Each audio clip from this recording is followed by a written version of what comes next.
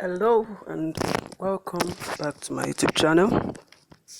It's going to be another time of updating you on the processes I go through in making my drawings. This is also an attempt at detailing at hyperrealism. But before we continue, please do well to subscribe to this channel, hit the subscribe button and also help share the link with others. Thank you very much. So the first thing is to have a base layer which is already on the drawing here. If you want to see tutorials on how to shade, I have different videos on this same channel, but today's video will focus basically on adding the details, the highlights, the marks to attain hyperrealism. And yes, this was done after I saw some of the videos from other popular artists like Sir Kelvin Okafor and Matthew the artist. So this is just an attempt at implementing what I learned, though not perfect entirely, but I think you also gain one or two things from this video. So after you have shaded your base layers and you shade along the borders of where the highlight is when you want to add your details, the part I'm presently blending, you want to ensure that you shade lightly from the mid-tone into the highlights. You saw me do that just few moments ago in this video. Now what is happening is you want these layers, you want these tones to fade into one another, not that they are highly separated from each other. So now when you have achieved that, you come in with your eraser. Now there are two options to use for this. It's either you use your Tombow Mono Zero eraser or a sketch pencil eraser that you can see me using in this video. Sorry about the imbalance in the exposure. I've not been in a place where I can conveniently make my videos, but I've just been trying to ensure that I bring things up on this channel for every one of us to learn together. So now, coming with your sketch pencil eraser and add the marks lightly. Now, one thing you should avoid is adding your mark to be very thick. If you observe the video, this is what I'm doing. I'm adding the marks in various directions. Now when you want to do this, you have to do it according to the reference picture you are using. In this case now, it's more of an imaginary detailing, so I'm just adding them as I deem fit.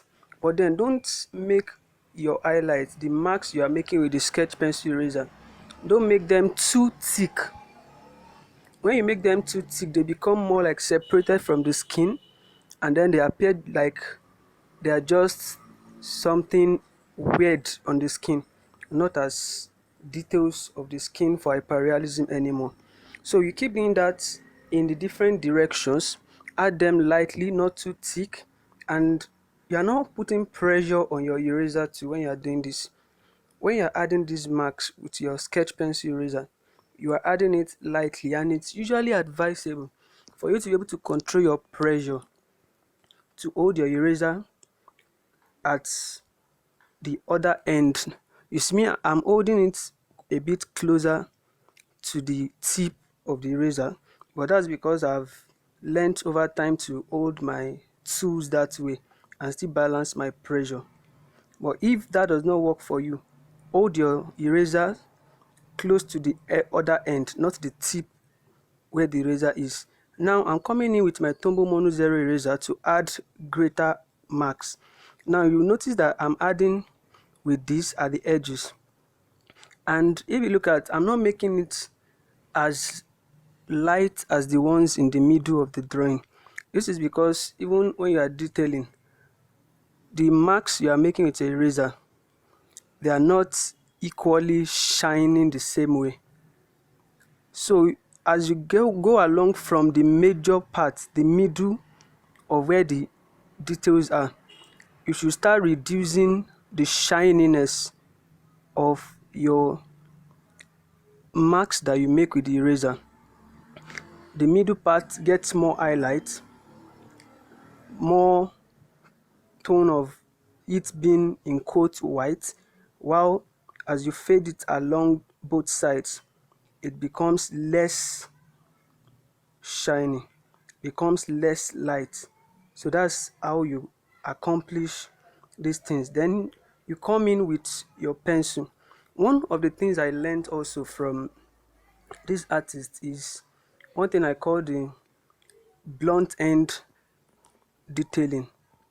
Your pencil, well, I think I've come across an artist that actually does his detailing with an with a hard grade pencil, of which you know the mouth to be pointed when it sharpens.